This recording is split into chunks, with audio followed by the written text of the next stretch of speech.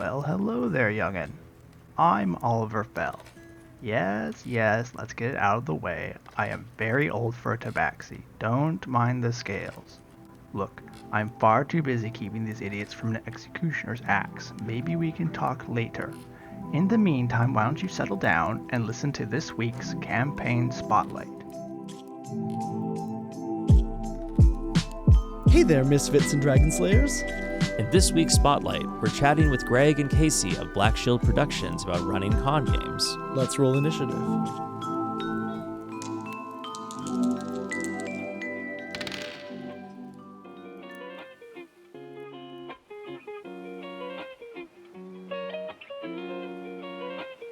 So it's a bright, sunny day in Miami. You're sitting there in your food truck just enjoying the breeze and the sun. When there's this shadow that kind of comes from nowhere, and you look up, and there it is, kind of coming down from the sky, getting bigger and bigger, and you think, that's one of them space whales.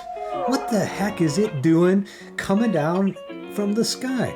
You look, and it's getting closer and closer, and, it's like, you didn't realize how big they really were until you start seeing that. But it doesn't look quite right. Like there's trailing stuff off of it. Like, I don't know, is it some sort of miasma or ichor flying? And you're like, oh no, you're starting to think for a second. Maybe this is something serious. There's a pause as your customer holding their food in their mouth kind of looks that way too, gets a confused look in their face. And then it happens. Right down there in center of Miami, this space whale just smash, boom. And you can see these buildings crumble, and there is this wall of you can't describe it as anything but goo, just like this wave rolling through town, and you're like, everybody around you's just kind of got this shocked look on their face. And there you see the wave kind of peter out, doesn't quite get to you at the shoreline here by the beach, but there's a sudden quiet that just kind of descends over all, and you think, well, that's something you don't see every day. But then, right after that, there's kind of this, like, it must be screaming that comes, and you see someone running your direction, but they don't look quite right. Their eyes are black. They've got these scars through them. You're like, oh no, what's happened here? As you see them grab and start chasing people, the customer looks at you and goes, man, looks like we're in the middle of a space zombie apocalypse. Best we get out of town.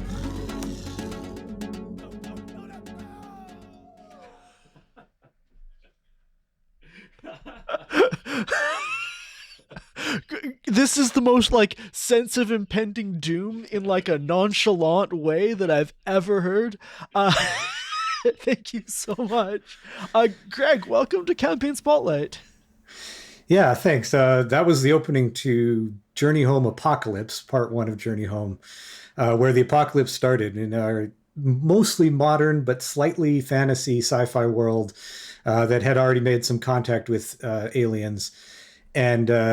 But things go horribly wrong as a space alien virus starts its zombie apocalypse infection. And the players have to gather together and find a way to get out. This sounds incredibly fun. Yeah, I noticed that there were space whales, but also food trucks, which seems like, I don't know, not the worst future up until the zombie apocalypse part. But yeah, let's talk about that later on. We have, for the first time ever on Campaign Spotlight, Riley, we have 2 guests this week. Casey, welcome also to Campaign Spotlight. 2 people. Wow, I feel honored. Yeah. Hi. Nice to be here. Good to meet you. Yeah, it's a privilege to get to chat with both of you. Do you mind introducing yourselves to the audience? Sure. Should I go first or you? Great. You talked first. Okay. So go yeah, I'm Greg Schneider. I'm the founder of Black Shield Productions, which is a storytelling troupe, I like to call us, that run role-playing and storytelling events all throughout the Pacific Northwest. Used mostly in person at convention and other types of events. And I personally have been role-playing for, I'm about to turn 50, and I got the Red Box when I was in 2nd grade. Wow. So I think that I'm getting near 40 years of doing role-playing at a relatively significant level. and I've done most types of role playing and run most everything. I've run LARPs, convention games, long campaigns, one shots, everything that I can get my hands on mostly. So, Yeah, Casey? and Incredible. I'm Casey Almus, and I met Greg at Helena Game Fair in Montana back in 2007 or 8, something like that. Greg had been putting it on, running it in the basement of the college cafeteria. Uh, that was a long time ago, and we've been going to conventions and meeting up with each other, and building a little community in a way. You meet your tribe out at conventions, and one day Greg asked me do you want to run games at conventions professionally? And I was like, oh, wow. And so got involved with Black Shield then, and I think we, in our third year, did the game second, third, somewhere in there, did the Journey Home Apocalypse game, the first year of it. Incredible.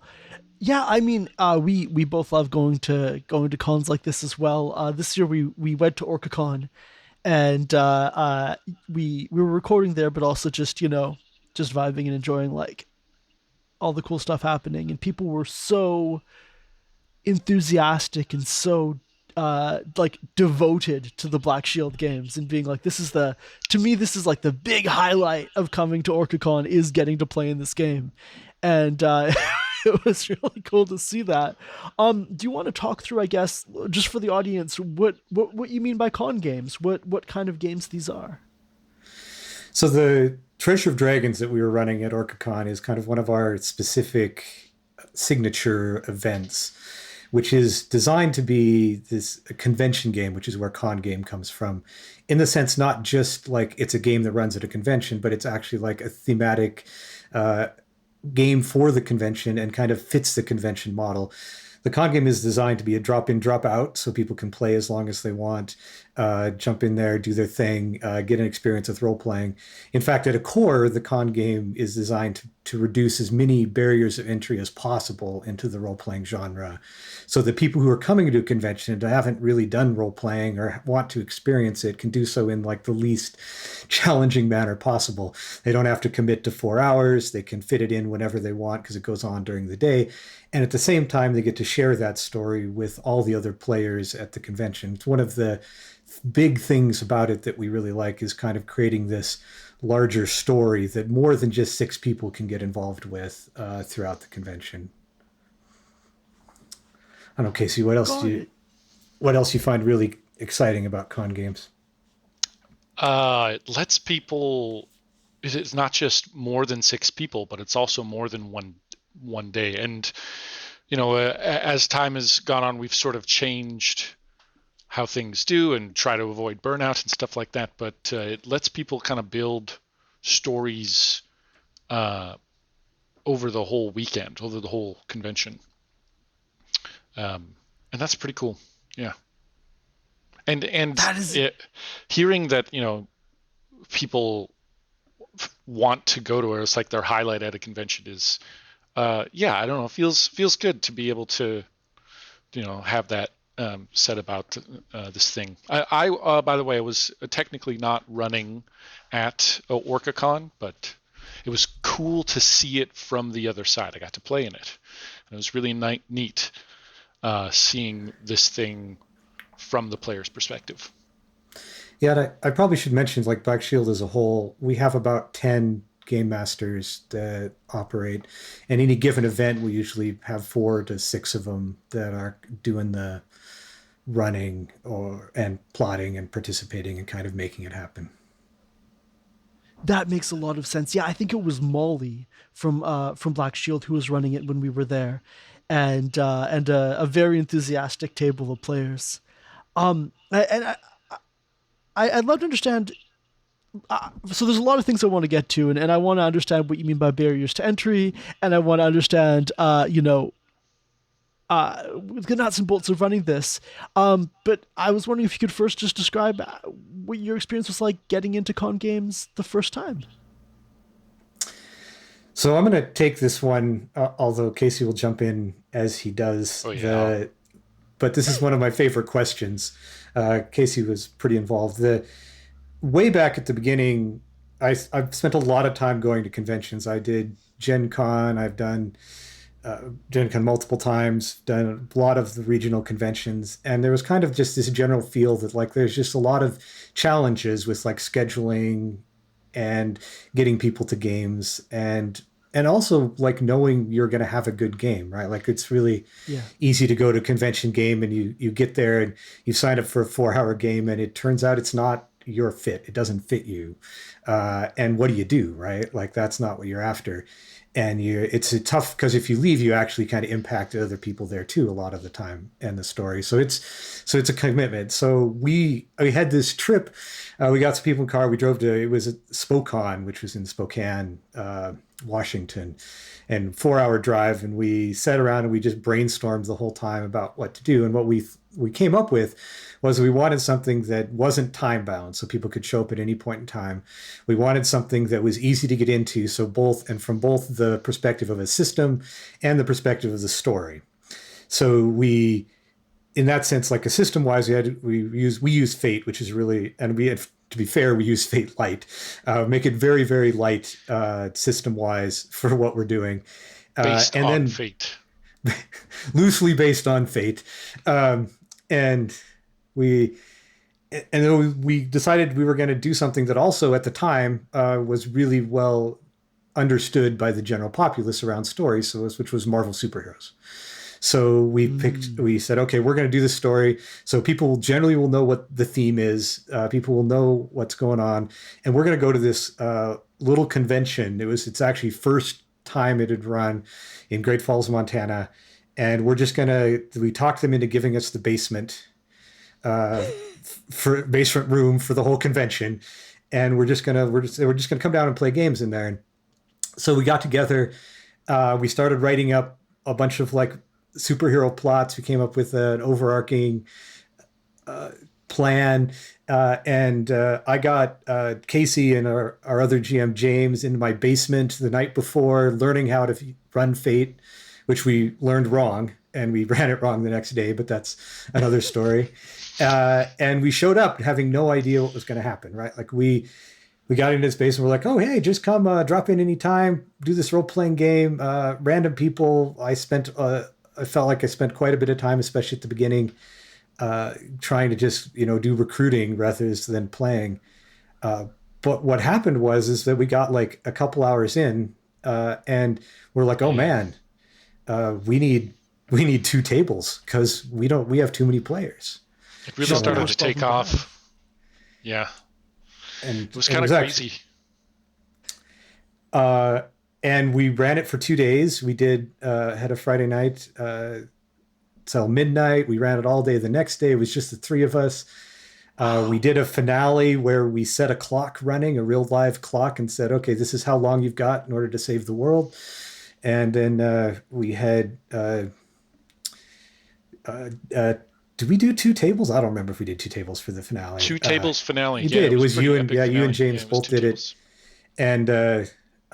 And we had a great time. In fact, one of the things that's been a long-standing part when you talk about the devoted people who come to Black Shield, we had a player come in who had never role-played before. And was like, sat down at the table on the first day on Friday, was like, oh, I'm just experimenting what's going on. And, played for a couple hours. And it's like, oh, I'm coming back. And then played like 6 hours the next day and was there till the end. And then ended up like 4 years later, that person is actually running this convention in Great Falls. Like they playing their own games, long-term, long-standing role player. And that's one of those like effects that I have like this list that I keep track of, one of our success criteria, which is these people who haven't role played before, who have come to our games and now become role players because of it. And there's a relatively long list of those that I have. So Extremely cool. And we got done. The rest, there's so much to this story. Like, and you opened up this big can of worms, right? Because I can talk about this stuff forever. But a day after, and one of the things about these con games is since they are kind of tied into the convention and the themes, like we, at closing ceremonies for the convention, we got up and we gave a whole little speech where we told everybody, here's what happened, here's the story.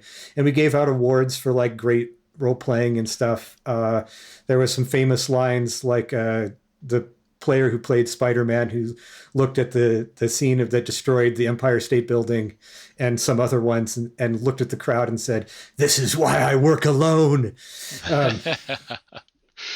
They wrecked New York. New York was a disaster after the world was saved, but yeah, New York, a lot of landmarks got destroyed. But it's a superhero story. That's the trope, right? Aliens or whatever are going to land in New York, and we're going to knock down some buildings to take them on.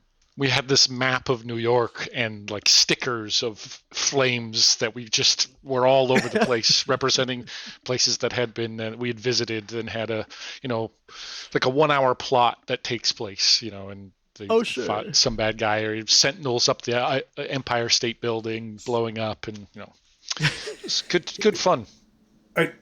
Casey reminds me that I forgot one of the core aspects of a con game is that usually we have some sort of integrated mechanic that the group as a whole is working towards. And we'll talk about this more we talk about Journey Home. But like they had a thing where they had to basically do positive things in order to save the world in a very Ghostbusters 2 style. Right. Yes. And so that was one of the things that we would keep tracking as we went along, as well as the places of New York that they had destroyed. And we had a whole list of them at the finale, at the closing ceremonies, that we just kept crossing them off the board. Madison Square Garden, gone. Empire State Building, gone. Statue of Liberty, gone. And anyways, but the real point I wanted to make was that at the end we got done with all of that, and then we had this crowd of like 20 people around us that just kept talking about this story, talking about what had happened till after the closing ceremonies were over. And in fact, they literally had to kick us out. We wouldn't leave the room because we were so busy talking about what had happened and the enjoyment that we had. And that right there, in my mind, is the number one success criteria of any role-playing story event, is, are you still talking about it afterwards? And that's what we did. That sounds like it sounds like an absolutely exhausting weekend from the point of view of GMing for what sounds like 30 plus hours, but also incredibly fun. You mentioned success criteria, and I really want to hear more about that. Let's talk through Journey Home, the Space Whale zombie campaign that you monologue from your monologue up top, and then maybe let's get into the success criteria, because I'm really curious about those. But let's talk about Journey Home, this big ambitious 3-parter, and go from there. This was our third con game, and we've just gotten past the point of doing like proprietary things, but we still wanted something that was pretty easy for people to understand and jump into. So modern day falls heavily into that category, right? We can just use the real world as the world you get into. We add a little spice to it for the space aliens and some psychic powers and all of that. Some of the characters were aliens. These little, almost, I don't know, like gecko alien things that people on Earth had become familiarized with, but we still had to introduce them to the players over time. I'm imagining like Gex from old school video games. Yeah, maybe. This is 10, 11 years ago. We had an outline of them. We do actually have visual, a picture. So, yeah, I'm trying to remember now. I should look at that picture. But yeah, they're like a little, maybe psychic reptile aliens. Hell yeah. Psychic stuff ended up getting involved with the virus and the... everything got crazy and the zombie infections and yeah. So our basic structure with part one, because what ended up happening is that we had talked to the convention. We knew them relatively well, the organizers of the convention, and they were going to have these, for the 3 parts, they were going to have these themes. So we matched these themes, because the first theme was like apocalypse, the second theme was wasteland, and the third one was space of some sort. So we called it Genesis. I think that might even been the theme name.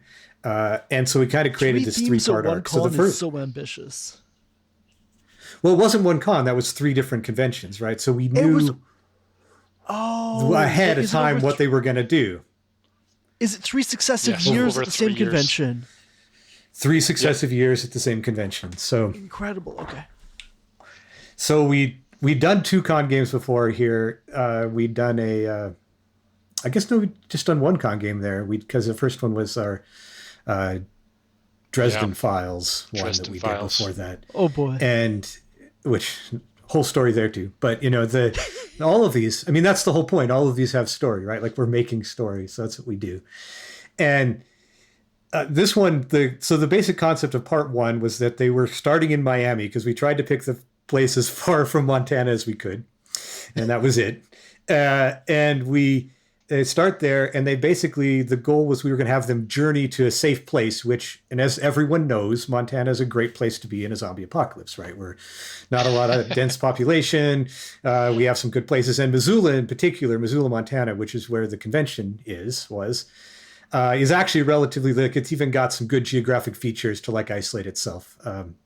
Okay. So we said, okay, we're going to actually end this campaign in Missoula, which is the city that we're actually having the convention in. So they're going to travel. We called the caravan to a safe place. They go through Atlanta. They pick up the CDC people, and the CIA gets involved, and they keep traveling. And along the way, we have basically 2 mechanics that we're doing with every plot. Because one thing we haven't talked about in the con game is that we, as the GMs, we make these, like, we have little note cards that we print out that have little plots on them. And the plot says, here's kind of the scene that you're going to run into. Each one of these is generally about an hour long, although that varies a lot. Based on the players and what happens. Yeah. And we each grab a plot, kind of, okay, yeah, you guys are going to need to get supplies at a target, but there are space alien bugs that have been infected that are in the target, and you're going to have to fight them or something like that. Blobs. And those 1-hour chunks, that's kind of the minimum piece for which someone can drop in. Well, I mean, theoretically, we tell them they can drop in as long as they want, because we usually have some mechanic about what it means for their character to come in or go out. In Apocalypse was one where basically they would just like, oh, I need to go back to the caravan. So they would potentially run out there. But in general, it made sense. People usually stuck around for about that hour, because they would kind of see a plot arc to the completion. That's generally what happens. They like to do that, and there come natural breaks as we go along. We get through those, and it gets a little. Depending on the game, is how much definitive those plot arcs are. But we'd take one of those plots, and we would kind of put them in order. Like, you have to do this first day, the second day, these are going to happen in this region. These are going to happen over there. Because we have multiple tables doing this at the same time, right? Like, this is a multiple table endeavor. And especially when we came to Journey Home, we were running 3 tables most of the time through that. At this point, we had picked up 2 other GMs to help us out. Molly had joined. We have Carrie, also along with James, Casey, and I. And we were trying to manage that workload a little bit. And I also should mention that MissCon is a long con. It's a 4-day con, not a 3-day con. So we ran Journey Home from Friday at noon to, I think back then we did midnight, didn't we? Did we go all the way to midnight? I feel like we did. And then we'd start at 10 the next day and go to midnight, and then 10 the next day and go to midnight. And that was it. We skipped the last day of the convention, but this was 36 hours of runtime. Sure. Staying up till 3 a.m, and then these guys want me to wake up at 8:30 in the morning to have a GM meeting to go over the plot. Casey and I have a notoriously disconnect in our sleep schedules. Honestly, same with me and Riley, so I kind of get that, yeah. Anyway, so I don't know, like, so they're going there. So the first part of that was them getting there. They learned that the CIA was actually working against them in some fashion. There's a big Sure. reveal at the end where like the big person that'd been helping them actually tries to like blow up the world, and they have to stop him. And is that reveal and- happening on all three tables at the same time? What we like to do is we like to have one table learn it, and then have the players disseminate that information to the other tables. Very cool. How is information getting between the tables? Well, in modern day, it's not too hard, right? You can say like your groups have radios, so they can communicate with each other, and like in the finale of Journey Home, basically there was one group that was doing covert actions that kind of had to sneak into and get this experimental thing. One group that was like preventing the bomb from going off while they got the information they needed to like save things. And then one group that was holding off the zombie horde / monsters in doing the kind of fighting. And in fact, there's a story there. I guess I'll tell it now because no better place to tell it. One of the things that happens in convention games is that you never know who's sitting at the table with you, right? Like it can be someone that you get along with. It can be someone with a completely different play style. And when we're doing a game where each one of these had like 70 some people participate at some point during it. And you get a whole variety of people, and we get some people who really, really like it, but are kind of, I think the term we use is chaos monkey, in that they create chaos and they monkey around with things. Oh, sure. And so, you know, those players, what they're getting for enjoyment is different in sometimes. And one of them in this case was actually a 13-year-old kid who was like a pilot, and he just ran around and he was playing a pilot, and he just would fly around and shoot things. Shoot his guns, blow everything up, fire the missiles. That's his response to everything. So we got around to the finale, and the other thing that I should mention is that we don't actually plan our finales ahead of time. Oh, wow. Like we plan the plot, and then we go, here's some generic ideas for how this might end, but it's going to depend on what the players are doing before we decide this. And generally that's how it works. So we usually have like a little get together before to think about things. And in this time we actually kicked everybody out, and we got us together, and we said, here's what we're doing. And I said, okay, I've got an idea. I'm going to take all the Chaos Monkeys and I'm going to put them at one table together. And the other two GMs, Molly and James, looked at me. There's a stare and staring at me with kind of this look like, and they're thinking, and I said, and I'm going to run that table. And they're like, great, we're sold. Yeah. You guys play that table. I'll take that. They got the sneaky role playing tables. Sure. And we actually, when everybody came back in, we actually had assigned seating. We told everybody where they were sitting, and we did that. So we had that table that was doing the thing. The fighting off all the zombies was just a bunch of chaos monkeys who were having a grand time, like fighting tanks and blowing things up and doing their thing, while the groups that were more subtle. We're learning like, oh wait, this the CIA is actually trying to blow up the bomb. We got to stop them. And they told the other group, and then the other one's making sure that like you got to hold it off long enough for the other two groups to complete, because one of the things we really like when we do multi-table stuff is making sure that there is shared victory conditions and shared meaning between the tables, so the actions at one table affect what's going on at the other tables in some way as much as possible, which is its own kind of challenge.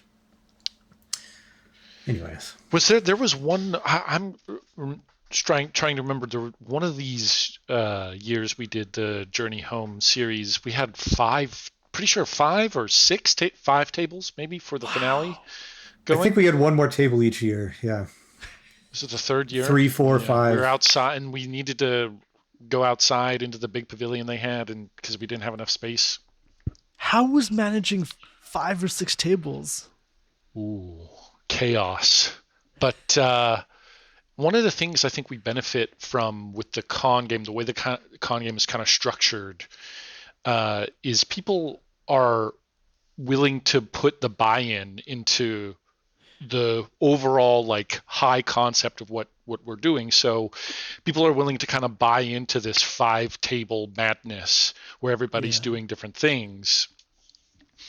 And so that made it a lot easier overall to manage. And I mean, yeah, like it was similar to what we did earlier, where it's like one table has this objective or this style of approach or these types of characters who go off on one specific part of the mission that is the finale. And so, we don't know how many tables we're going to have at the finale at the start of the game. So we all have to before that, all the GMs have to put their heads together and be like, all right, we need 5 different missions for these people to accomplish. Sometimes the players themselves have ideas that we can take and make into something. But then it's just, how good are you at going through and managing each player's chaos and giving them something back on their ideas every single time? It can be a lot. Especially, if there's 5 people at a table and there's multiple tables versus if there's 9 people at a table. Sometimes we've had a little bit of overflowing tables, and that gets tough, difficult, but kind of rewarding at the end. Yeah, it seems like the planning really is happening on like 3 different timescales, right? Where first off, beforehand, you have these contingencies and these mission cards and kind of enough stuff that could happen to keep people engaged. And then there's also these meetings that sound like they're happening after midnight or like other massively inconvenient times where you're like, okay, here's what happened today. Here's what's going to happen tomorrow. And then there's also just like this really a high cadence, like high frequency GMing and planning work where you have dozens of people and you all want them to feel like their PCs and their stories matter. Yeah, and I mean, I think that's kind of GMing in a lot of different. I mean, maybe less meetings with other people, but you have different kind of planning on different scales. But those sort of on the fly planning sessions, coming up with stuff with other GMs. If we're swapping GMs, so you might run for a couple hours and then hand off. You got to explain to them what just happened, where they're at, and then the new GM coming in is just kind of got to be like, all right, here we are. This is what you're doing. And one of the characters is like, I have a special weapon over here that has custom attach, and you're like, oh, okay, yeah, you do. Good job. And like, you don't know, maybe where'd that come from? So, it's improv, right? All role-playing games are improv in a fashion. I absolutely, but yeah, I think you're right. That additional layer of there's multiple GMs and you're handing it off on the fly, that seems uniquely challenging about this type of game compared to like a home game, right? Because even if I don't know, I feel like with my home game, even if I could talk to someone for a few weeks beforehand and prep them, it would still be hard to just drop in and run a table that already has a set of characters and also expectations and also just like norms of communicating, and you have very little prep time to do that, and you're doing it repeatedly over the course of the weekend. Part of that is the just willingness to jump in, and once it's kind of nerve-wracking stepping up to it, but once for me, once I'm going, it's like I just kind of melt into the game and melt into the vibes of the table, and it just goes from there. And the anxiety, whatever it was, kind of washes away in the just living in the moment. There is essentially one of the core GMing skills that I see, that I use, that is just this concept of table management, like your ability to read the table, do the table. If there's something that the folks that we work with in Black Shield are good at, that's it. Like, that's our main skill.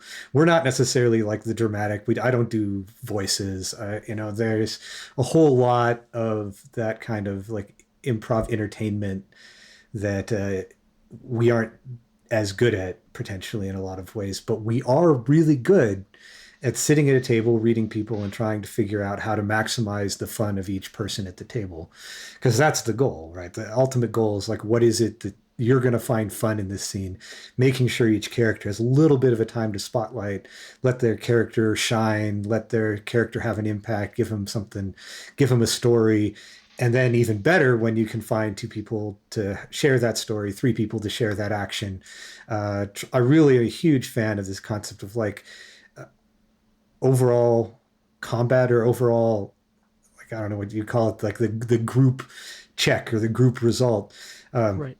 Carrie, who's not here but is one of our GMs, and she has this specific tactic that I've started using, which is when, you know, people roll like you roll initiative. You're in a combat, right? You roll initiative, and what she does is she'll go around and get everybody's action and everybody's dice roll, but not tell anyone what any of the results are at that point. Then take a second and think, okay, and then narrate the entire scene and how all of the actions that they took work together, so that it becomes kind of this more of this weave of a piece of a story than necessarily just I took this action. Yeah. Here's how the group as a whole dealt with this round of action.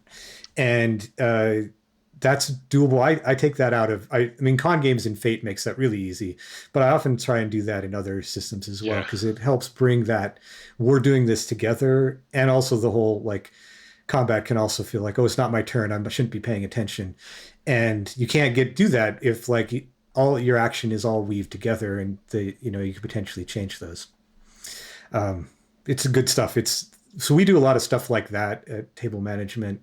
You also, if your table's big, you got to make sure everyone gets a chance. You got to be one of those GMs that make sure that if someone hasn't said anything in a bit, 5 or 10 minutes, that you check in with them, that you make sure they get an opportunity. How are you reacting to this scene? All that stuff. There's just a table management, man. It's the thing. And at convention is just so much more important, because you don't know these people. You don't know what their vibes are, and you got to figure out as quickly as possible. Well, one thing with that style of sort of handling initiative, of taking multiple people's turns, it almost becomes a necessity when you have one of those overflowing tables where you've got too many people. And like Fate, the system is going to help or hurt probably that effort, but it's cool because the players start to think in terms of taking actions with the people that are sitting next to them. And so you get these these combos of, instead of one person doing one thing, you've got people working together to, I pick you up and I throw you, or I use my power in conjunction with yours to do something that is cooler and shared than it would have been doing it, the kind of the classic method. Casey, by the way, still has post-traumatic stress syndrome from his 12 teenagers at a single table at Worldcon, and when we did Worldcon. So he'll bring that up regularly. I don't know if all of them were teenagers, but many of the, at least 9 of them were teenagers. They had the vibe of being teenagers. And they were playing high schoolers. The game was set in a fantasy high school. And so, how did you manage that? Like what I barely remember. There was a lot. We get to the topic of burnout, we'll talk about Worldcon some more. But anyway. Yeah, I am gonna ask more about that, but I do want to say I love this idea of having everyone narrate their action at once. I'm fully gonna try that in my next home campaign session and see how it goes. A few times now you've mentioned this concept of like your success criteria, or what you'd say the goals are for running one of these con games. And I guess I'd love to hear more about that. Like what is it that you're trying to get out of this? What is a successful con game or series of con games look like? Well, I'm of the school that the primary and only reason we role play or do these events is for entertainment and fun. So I'm always like maximizing the fun. But I also know that if you run a convention role playing game with someone and you ask them afterwards, was that a good game? They will always say yes because you're the GM and they're not going to say no to you. Even if the game was crappy. Most people are polite. Yeah. So I always try and look to figure out what is those things that are telling us that we've done a lot. And on a there's a secondary note to like an actual from like a financial perspective of the con and what the success is there. But I'll get back to that in a second. First, from a fun perspective, the main thing there's two. I mean, the obvious thing about fun is that they keep coming back, right? Like people show up like as a first time person. So when a person shows up for the first time, we have to give them at least a little bit of like, here's kind of the rules. Here's what fate dice are. Right. Here's how you do things. You sit down, you get involved in there. And one of two things generally happens. One, they're usually there for, their hour. They hang out, do a thing. They go, wow, that was really fun. Thanks. And then they go off to whatever convention or whatever else is going on at the convention that they're interested in. Or they get sucked in and they're there for 4 to 12 hours and they never leave. Yeah, we knew we had something special going on when we couldn't figure out how to convince people to leave the table to maybe make a space for somebody else who wants to come and play. And so the chairs got a little bit coveted, and it was like, oh, okay, this is a sign that's about something. There's something here. We've actually had multiple like hour-long conversations as a group about how do we incentivize people to not spend more than 2 to 4 hours at a time at the table, so that they can open up space for new people. Because as we've gotten, talk about the evolution of the con game, as we've gotten more into we have to survive ourselves as well, we've come to the conclusion that we can't necessarily run 3 tables because we will burn ourselves out. So there does become a limited, and we also can't run more than 8 people at a table. We have a hard limit. We won't do more than 8 anymore. And so that does mean that there are times people show up who want to play that there's not a space for, which is against the basic concept of the con game. Yeah, the original philosophy. So we try. So that's kind of one of those balancing we still struggle to work with. But it is generally a sign of success to some degree that we can't get people to leave, right? And if they come back after that break, that's a success. Those are easy successes to look at. But and you can really look at that like a building between years, like with Journey Home when we came back for Wasteland the next year, seeing how we already talked about how our finales got bigger and we built and built. You could definitely see, oh yeah, that's a success criteria. And in fact, at that point, I was doing math and saying, okay, to the person running the convention organizers, this is how many hours of games we're actually doing. We've got, essentially it's about 18 people for 36 hours, people hours of games that we are entertainment that we are providing to your convention. This is what we are worth to your convention. I've been less concerned about that lately because I've gotten a little further away from the like professional money-making aspect of this. Although we've never actually been paid to do a con game. We have been paid to do a lot of other things. But the con games are generally about, here's what Black Shield is, here's our story, here's us creating our community and the place for people to contributing to the community. It's kind of crazy how conventions have, maybe with the exception of COVID, but we're, exploding through 2010s, in popularity of conventions and sci-fi fantasy. It was really, since I guess early 2000s, it really kind of took off. So stepping in and helping to shepherd that with fun role playing is pretty cool. Yeah. Yeah, that's something I think about a lot. Going to conventions, between me and Riley, we go to obviously like tabletop role playing conventions. Like camping art festivals and type situations in the woods, furry conventions, Renaissance fairs, and it's always like as they've gotten bigger and more popular, right, over the last, gosh, 20 years of me going to events like this, it does feel sometimes like, how do you contribute to it and how do you enrich it instead of being a passive consumer, right? Like, how do you go to OrcaCon and not just take everything in and experience it without giving back to that vibe and giving back to that liveliness of it?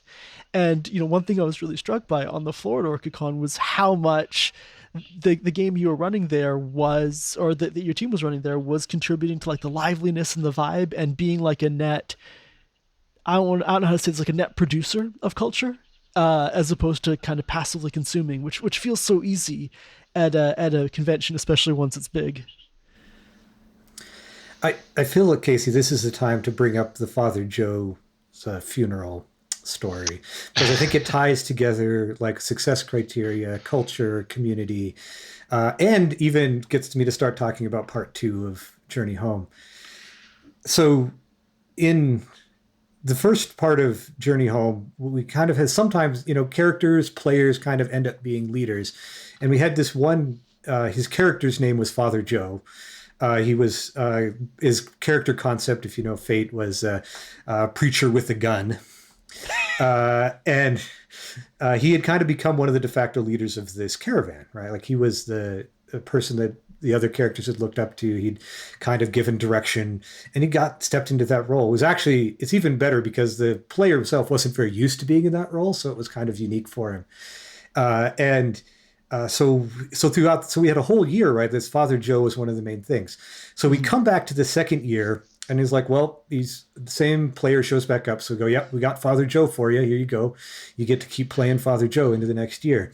So the first night, Friday night, we traditionally have what we call the Friday night ball kick, which is where we ramp up the conflict, right? Like we say, here's the bad stuff that's going on that you as a whole have to resolve from the plot perspective. And so we get there and we have the bad guy show up, and he's got this strange science device as their community. And this is theoretically 10 years after the caravan, right? They'd had time to build a community.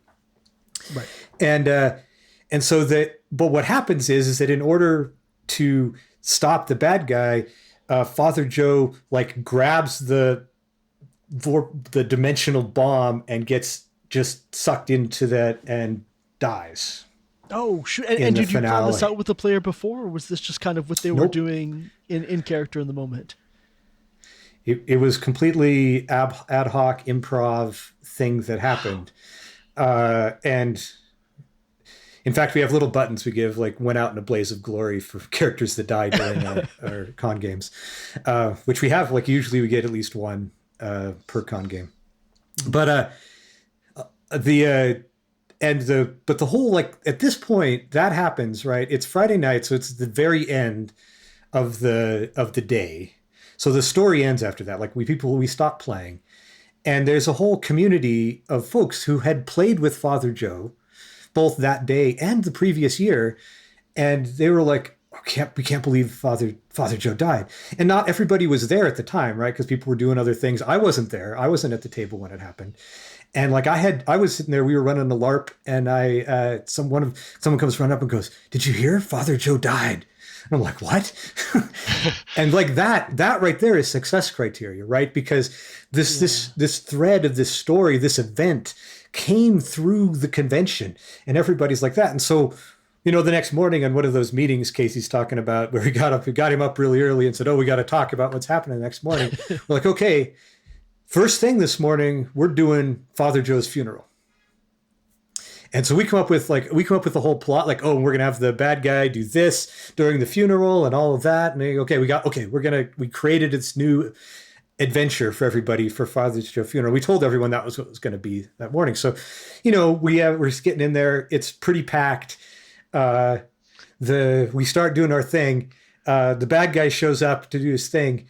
And James, who's kind of leading it, says afterwards, he's like, "Yeah, I had him show up, I had to do the thing, and the look the table gave me, they're like, oh no, they're not going to take any shit at all from this guy."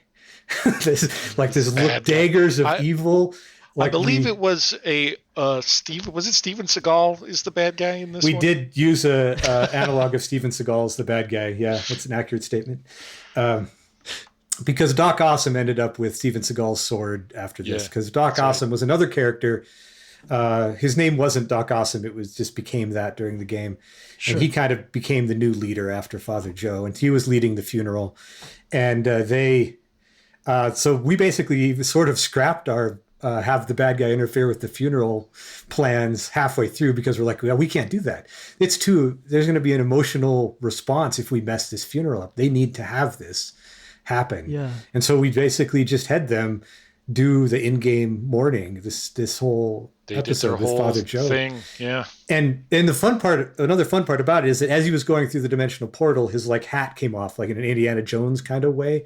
And so we gave, I don't know if it was Doc Awesome, somebody got the aspect, which was Father Joe's hat, that kind of went on and became kind of a thing, symbol afterwards as well. So, and that went on throughout, we had a whole nother year after this where people would always remember Father Joe throughout that. And the player just got a new character and he kept playing. He played a different character the rest of the way. And it's a thing people still talk about today. Like we'll talk about with some of these players, they'll still occasionally bring up Father Joe, occasionally bring up a lot of things from Journey Home. There's some we'll get into like brick-based economy and Jeebus saves and stuff like that. These are little lines that we thought at one point about making a t-shirt with all of these Journey Home isms on it. Might still do it, who knows? But there's just all of these little stories that were created throughout that whole process that we shared with a very large group. At the end of Journey Home, after our 5-table destroy the evil swarm aliens that, because we were in space at that point. Right. We actually scheduled 2 hours of a convention room, an actual like panel room with them to just, the first hour was to just kind of talk about what had just happened in this game. And then another hour was like a full retrospective to do of the whole thing. And we had 48 people show up. Wow. And we talked. Better attended panels at that convention. It was the best attended panel at that convention, I think. I mean, I'm going to say that. I don't actually I don't have hard numbers. But the room was full. And we could have been there for 4 hours. Sure. We open it up like people tell the stories. I love to do this. Let the players tell their story. Let the players sit and talk about the thing that was exciting to them, the thing that they loved, the thing that they remember. And they did. They talked, and we talked, just reminiscing about the stories that we had made for 2 hours as a group of people. And that right there, that's one of the things that got me into role playing, got me into conventions, because you get that large group. It's beyond, your community expands, the story expands, because that's like our community is story. Casey's heard me go on to these lines before, but that is what the backbone of our culture, of our community, of what we want from life is based off of this story. Like its stories are there, the oral storytelling traditions. That is actually my degree. One of them in medieval literature and oral storytelling. And this getting together and telling stories together and creating shared stories is important for us to connect with each other. It's how we connect. And in role playing, we create all these fictional stories to connect with each other, but they're still stories. They're still shared, whether we call them like fans, we like to share our Star Wars stories or whatever, but it's the same way we connect in a very personal way. And that's why when I talk about what we're really trying to do at Black Shield as a whole, and with the con game in specific, it's bringing people together through story to connect and create that community. So that's the goal. There it is. That's the success criteria. I really like that as a success criterion, and I love the thought that has gone into crafting this. Hey, Jake here, asking for your support in keeping Campaign Spotlight running. Riley and I started this podcast to showcase the creativity of home TTRPG campaigns. Since then, We've released over 50 episodes, including on-site recordings, historical deep dives, and longer in-depth conversations like this one. We'd love to keep sharing new and interesting ways to play TTRPGs. If you enjoy the show, consider becoming a patron at patreon.com/campaignspotlight. Your support helps cover the cost of producing and hosting Campaign Spotlight, and also guarantees that your party will never again encounter scheduling conflicts. So I guess I'm really curious about what was happening in the last session as well, right? In the third year you ran this, at this point people had been coming for... they've been coming to the same con 3 years in a row to play in the same game. This has been in-game decades of real time, and now they're in space. How did you run that in a way that it didn't collapse under the weight of its own mythology? Because it sounds like from what you said previously, there was already a lot of references and there was already a lot of common language the players developed, which is cool and awesome in a home game that runs once or twice a month, where you're all seeing each other and you're all kind of friends. Here, it's like, some people are friends, some are strangers, it's been a year in real time, and a lot has happened in the story. How did you implement that? Yeah. You bring up some good points. So first, just a little bit of background about what the plot was before we get there. In the second adventure, the main thing they had to do is because they learned early on in the weekend that the moon was going to crash into the Earth When that happens. create this destruction thing that was likely going to cause everything to end. So we had this little marker, like, how long till the moon hits? that we kept using. And in the interim, they had to figure out a way to get off the planet. Well, luckily, they had aliens. This was, it was additional science fiction on top of our modern day. But obviously also, society had collapsed. So what they did, we had this really fun thing where they basically went around finding the parts of a space whale so they could build up a space whale spaceship of their own. And we actually had a board where we'd put the pieces of the space whale they've gotten. You guys are doing good, but you need some cargo here. And our mechanic, which I talk about a little bit, that the bigger the space whale they were able to build, because you need to have some degree of consequences and success throughout the weekend, right? The more people they could take off the planet with them. And we had all these little factions and stuff in their city. So they would go around creating these pieces and trying to create this big space whale, and they did. And then it got to the end, and we were like, another one of those moments where we realize we've done too good a job, or we've created a problem for our players, because we're not perfect. We do things. We looked around and said, well, it looks like you'll have to leave 3 factions behind. Which ones are that going to be? And that conversation went really badly. Now it sounds obvious when you say it out loud here, but at the time.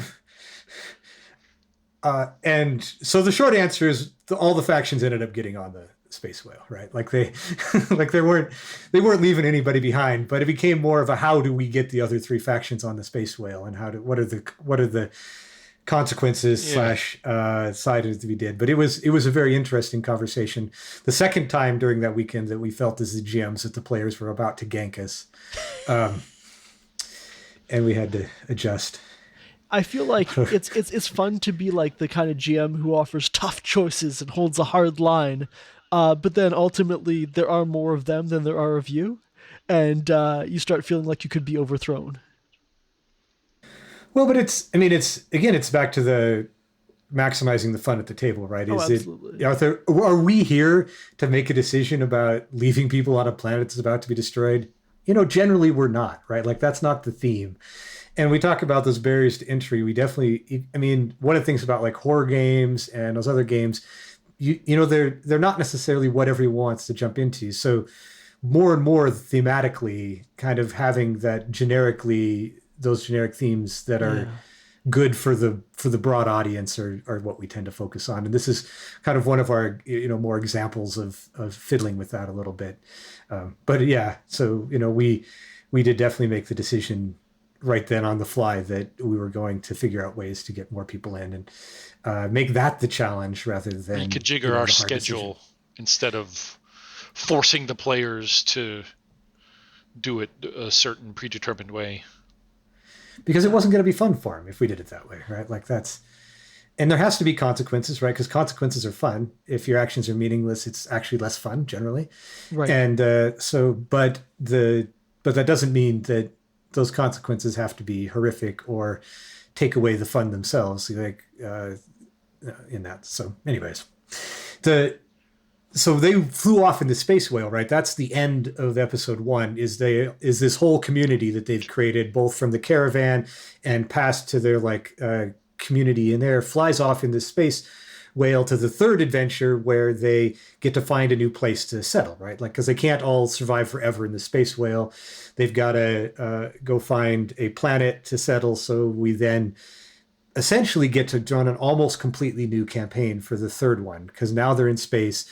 We brought in a new villain, this hive, kind of like half swarm, half Borg esque villain that comes in and starts infecting other space races. So it's sort of like, and we actually decided that the infection, because we'd had some people along the way that gotten sort of infected, but had managed to contain it.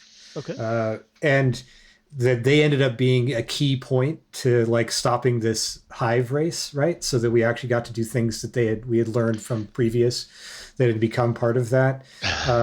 And so they got involved in this big space war with the hive. And that's what the 5 tables at the end was, where they had one group was like going and taking out the hive. And I don't remember what they were all doing, but we had the, kind of this final finale to destroy that. And then also find a place to stay and work with all these other different space factions that we'd created. So that's kind of how that worked. And were you fully implementing like ship to ship combat and all these kind of crunchy mechanics? Getting ships was one of the I think we had, when we were first planning this, we might have had some pretty ambitious ideas about getting ships and cutouts of custom ships and whatnot. But I think I don't remember all the specifics. And this is like 10 years ago. So going back and looking at some of our notes about what the specifics of this were, I'm like, what? This was a thing that we did? Was this in the game? I don't even remember. So there was a ton of gaming that happened, and there was gaming that I wasn't there for. So, because we were also, while this is going on, running one-shots and stuff.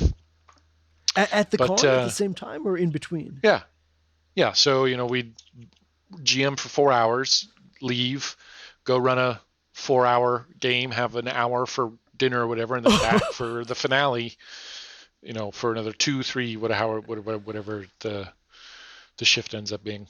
Wow. Yeah, in the past, we'd even tried to run 7 secondary one-shots that were sort of like a Marvel Cinematic Universe that were related to whatever was going on in the con game. But it is important to note that this Genesis is also where kind of the rubber met the road of how much we were capable of doing. Yeah. Without burning out. Yeah. I was just about to ask about this, because this is a real ambitious, nonstop GMing not sleeping type of weekend at this point. That we've been doing now for multiple years in a row at a 4-day convention. With months of prep beforehand. Yeah. And and all of us have day jobs, right? Yeah. So it's like, yeah. This is really where after this, we really started to kind of tone back and scale back a lot of what we did. When you saw Treasure of Dragons at OrcaCon, for instance, we did it 2 days. We did Friday and Saturday, but was reasonably new. We hadn't gone back for a long time. We had just been doing Saturdays, but we like that longer time frame because more story gets made and gives us a little bit more of a longer story to create, as well as gives us that kind of percolating time. We already gave my example of that on a Friday night where people get to think about it for a while before they come back.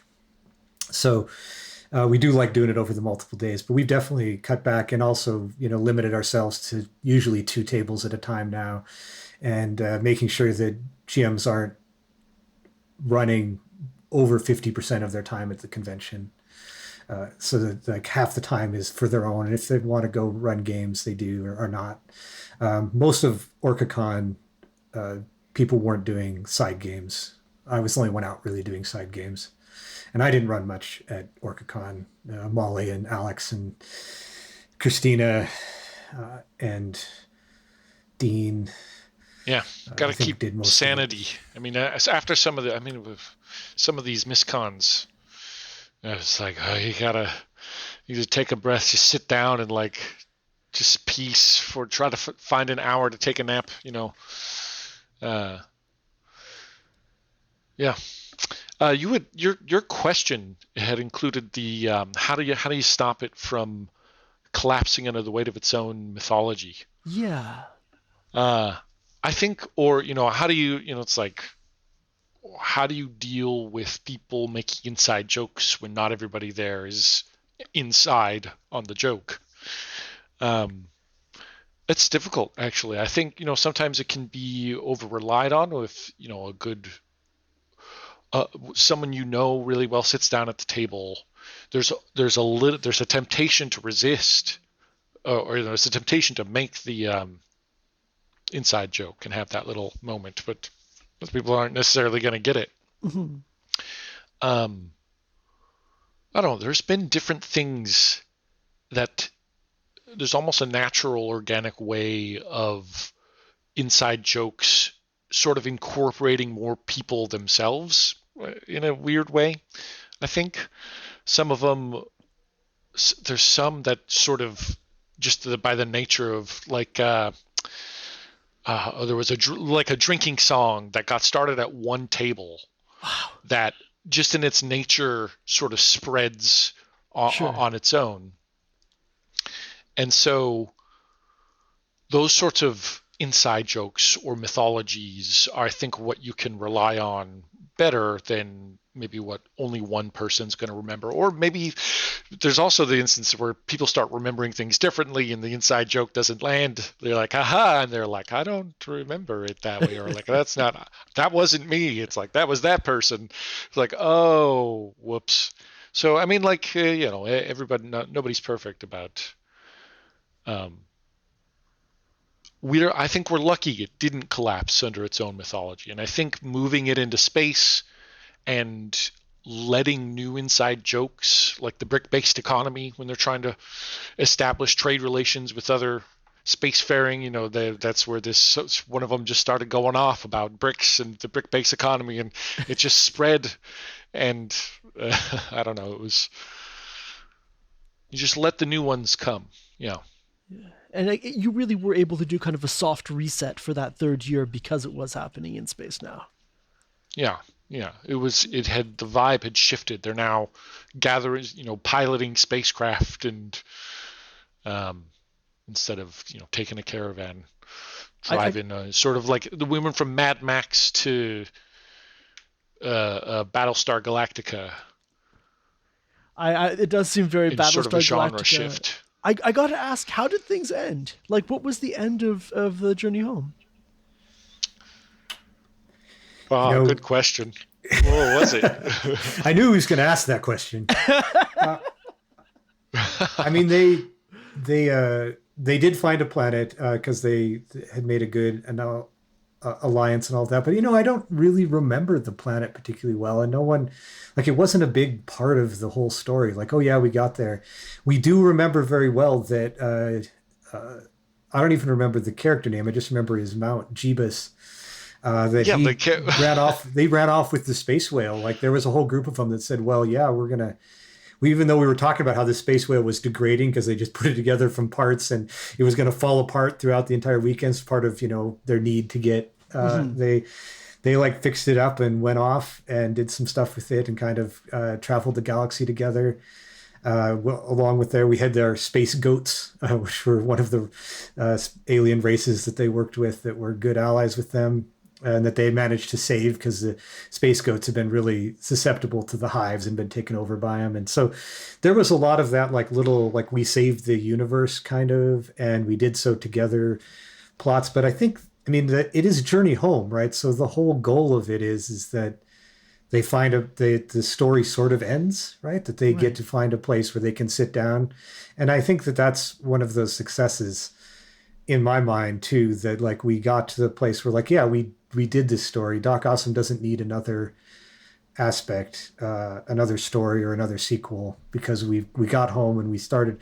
Our group from Earth is still alive, and that culture and that those people that started with that space whale crashing in Miami and traveled all the way to here. That's the story arc, which I'm a huge fan of endings. All the friends they made along the way. But the thing we remember are the journey. Yep, we remember the journey. That's really beautiful. I really admire your approach to storytelling. I have to ask, I guess, if anyone is interested in doing something similar at a con, maybe in a different part of the world where, people can't count on there being a Black Shield game when they show up. Do you have any advice for people who want to start spinning up their own con games? One, I think it's great, and I just want to say that, like, I'm not out here saying that this is like a proprietary Black Shield thing and no one else should do it, and we're best at Pay it, us or anything royalties. like that. It's 100% the opposite. I like, if there's one thing I could do is have every GM be a little bit better at what they're doing, then that would be the best part for role playing, as far as I'm concerned. So, love to see this happen in other places and kind of build these communities and stories as much as possible around the way. So, like, the advice, though, I mean, one, this is going to be obvious, but don't do it alone. Like, this is like, and don't underestimate kind of the burnout. Like, we were really excited when this started, and I was also much younger, I feel, and more energetic. Yeah. And I was able to do my conventions at 4 hours of sleep without any problem 12 years ago.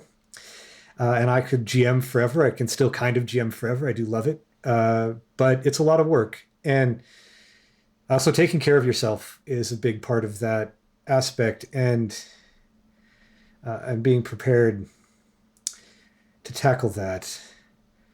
But I mean, I guess the one thing, like, if there was something we're going to learn, because we went through burnout, we went through that, and we had some of these conventions that were real drags, honestly. A couple, yeah. Or at least, I mean, on the outside, I think people, I mean, it probably looked mostly normal, like a normal convention, like we're all having a good time. But there was some definite vibes, some like, boy, like, I'm going to sit down at this table. Do I really want to do this again? Like, go through all this whole thing. I have to, almost dreading GMing instead of being like super excited to be like, oh yeah, I'm so looking forward to doing this. So, and there's that life. What Casey's talking about right there, looking forward to it. If the GMs are having fun, the players will have fun. Yeah. So you've got to remember that when I talk about maximizing the fun at the table, that's GM included. That's you included. You have to figure out what's going to be fun for the GM as well as the players. And that's the big learning curve that we went through. Was we started out great, this is fun, and then when things got hard, we started doing things that made it less fun for us. And that's where we struggled through that phase. So, and I feel like we've gotten, after the pandemic, kind of, we all kind of looked at ourselves again a little bit. And we've come back pretty good about that, making sure that if I'm at a con game and I'm not excited to start my shift, we even call it a shift, right? If I'm not excited to start the shift, then I shouldn't be there doing that. Yeah. So you've got to find that energy to make sure you're excited about the story, you're excited about meeting new people, you're excited about even dealing with the problem player at the table, because you're at a convention, you're going to have them, right? Like there's zero, like one of the other piece of advice we haven't talked about in the table management that is and this is really true of all convention gaming, but doubly true of this, is you're gonna have to be prepared to deal with the problem players at your table. You can't just ride it out for 2 hours and call it the end of your thing. If you've got a person at the table, they could potentially be sitting there as a problem for days. Yeah. And at some point it's just you and the problem player left at the table, I guess. And that can happen. Like during Journey Home, this was partly our problem. We made a character that's high concept was CIA torturer, not torturer, interrogator. Something like that. Yeah, something that led Yeah. to basically torture everybody. A player picked this character up. Within 15 minutes of that player being at the table, it was pretty clear we'd all made a mistake, and this should not happen. And we had to be proactive about picking that character up and saying, "Look, you need to pick a new character or not come back, because this is not what we're going on." And I've even had the you need to go take a shower, or you can't keep playing, because it's conventions, right? This stuff has happened. That was wild. And you just kind of have to deal with it as much as possible. We're good at it generally because we've got a lot of experience at the table, and we generally like to have everybody even, because a lot of these people who are problem players are people who are just kind of, they struggle with those social connections as already, and role playing is an opportunity for them. So I like to give them as much chance as possible. Much benefit of the doubt as possible to people. At some point, if it's clear they're not going to bring fun to the table, and that they're doing that thing where other people are having less fun because of them at the table, you just got to deal with it. And that sometimes means removing them from the table, or most of the time it's just taking them aside and having a conversation. Because most of them, once you tell them, like, look, you got to stop doing X, you give some specific examples. Sure. Then they'll learn. But it's that's definitely a thing. To maximize fun. I don't know. I make it sound the problem is that it's a very small amount of what you do, but its impact can be so big. Right. I guess, do you have any closing thoughts? Any last words you'd want to impart to people who want to be part of con games, who might want to run con games, who just think this is a cool concept? I'm going to go first. I'll let Casey go second here on this. Short, do it. Make sure you talk with the convention at what you're attempting to do, because space is really important, what your space looks like. Yeah. Make sure you're planning. We use a plot per hour. Try and make things correlated. Try and get something that ties it together. But, you're not going to really understand how things work until you do it. But if you have individual plots that are fun, you can learn just making sure each one is a fun thing to do. One of the things we've really learned about this is that we went in, right? Like, we're going to do a series of 1 hour plots that are all really entertaining. And it was amazing how much fun that is as a game. Like, because because it's always, this doesn't really drag, right? You're always finding a new fun thing to do. Oh, sure. Anyways, so it's actually a really fun way to just do any campaign. It's like, oh, here's the fun scene for this hour. Works pretty well. Communicate. I can't stress at all how, when you're running multiple tables, the key thing is communicating with the other GM. Don't be afraid to step aside. Go, give me 5 minutes. I need to talk to the other GM. Go have a little tell them what's going on, talk about what you're doing next. We do that all the time. But I'm just going to say that as with every story, right, there's this concept that the entertainment and the value of it multiplies with each person you add to it.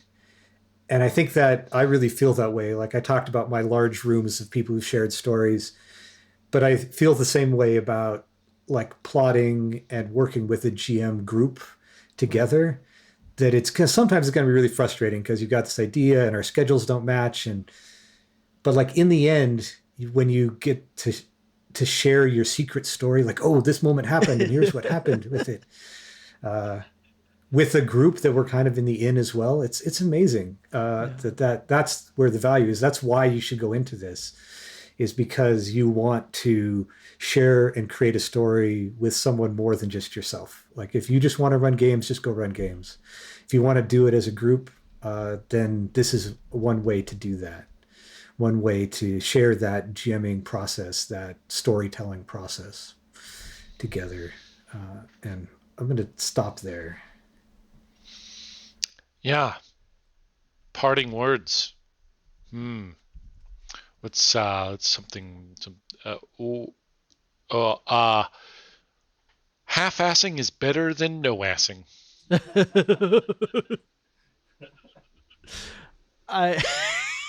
Yeah, that's it. That's all I got to say. I was waiting for the deep philosophy behind that, but honestly, I love it. Do either of you two have anything you'd like to plug? We'll of course link to the Black Shield website in the show notes. Any other projects? Anything else you want our listeners to know about? Well, if you really want to see what it's like, what I'm like running a campaign, Casey and I did do a couple of stream things that are up on YouTube, Oh, so they're out there. those still exist. Yeah, that's right, Casey. Your The internet is your forever. halfling surviving Moria is immortalized on YouTube That's true. in that extremely famous internally episode where the party split up. Where I get a kidney stone, literally. So I'm sitting there and I have to get up and leave. That's Wait, there's your all that character immortalized. does, or you do in real life? No, me in real life, shoot. sitting there. I'm like, oh, I don't know. You can watch me on screen, be like, oh, and then I get up and leave, come back. I'm like, I don't think I can be here anymore. I'm laughing now. Yeah, that's fine. But more relevantly, our schedule for doing these types of events this year is pretty much Montana focused. We've been looking at some more Pacific Northwest conventions, but we don't have anything on the schedule at the moment. Right now, the next time you can see us run something like this is going to be at MissCon, which is in Missoula, Montana, June 24th, I believe. Got it. At the fairgrounds. At the fairgrounds there. They're moving venues, so it's kind of a new experience. And that is the convention where Journey Home happened many years ago. So in fact, this will be my 26th consecutive MissCon. So Incredible. Wow. At my time. We're also doing the local one here in Helena, which is called UkaSuraCon, which is actually more of a pop culture anime convention, but we've run some pretty fun games there the last couple of years. And that's it for our schedule. But we do have GMs all throughout the Pacific Northwest and extending here into Montana who are always interested in role-playing and storytelling events, from live action to collaborative to just traditional. We try and do some pretty interesting and different approaches to games as a whole. So we'll be doing that. It sounds like it. I'm psyched to hear how the con games go this year. Casey, Greg, thank you so much for coming on Campaign Spotlight. This has been absolutely fascinating. Yeah. Thanks for having us. We only have 11 to 20 more con games we could talk about for an hour each. We'll do one every season for the next decade.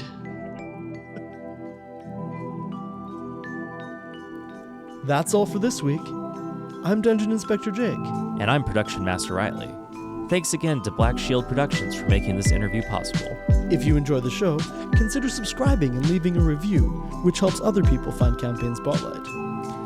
If you'd like to support our work, consider going to patreon.com/campaignspotlight and becoming a patron.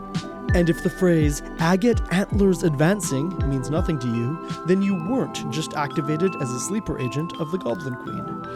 For more on the show, including links to all our social media, visit folderfrequencies.com/campaignspotlight.